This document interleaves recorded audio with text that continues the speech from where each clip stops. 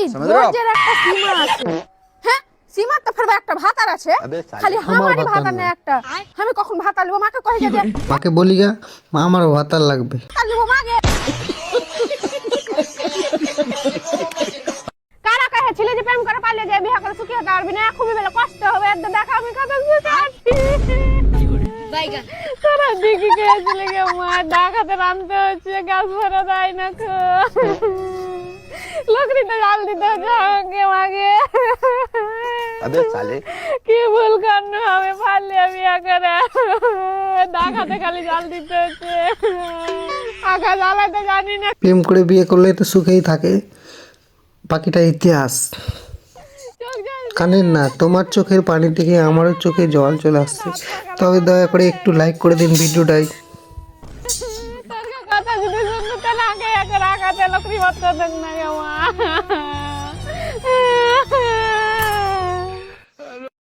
তোমার কিন্তু লাত মারা একদম ঠিক হয়নি, তুমি এটা লাত মারাটা একদম অন্যায় করে দিয়েছো। দেখা যাক বৌদি কি বলে। চাকরের মতন রাত দিন কাম করছি, জিয়ের মতন খাচ্ছি, আর তুমি একটা লাত মারলে। আমি বাইরে যাই লোকের বাড়িতে কাম করে খাবো, তা বলে কিন্তু তোমার আর এই দেখলি তো পা দিব না। তুমি থাকো তোমার ঘর আর বাড়ি ঘর নিয়ে সংসার নিয়ে, আমি কেন যেদিকে যাবে আমার সেদিকে। আমি তো আজকে ভাবছিলাম তোমাকে সন্ধ্যাবেলা রেস্টুরেন্টে নিয়ে যাবো। আমি কিন্তু আগে বলে দেন, আমি 2 প্লেট বিরিয়ানি খাবো। কবি বলেছে সংসার ভালো যার বউ ভালো তার। নিজের ভাতার আর অন্য মেয়ের ভাতারের মধ্যে পার্থক্য কি জানেন?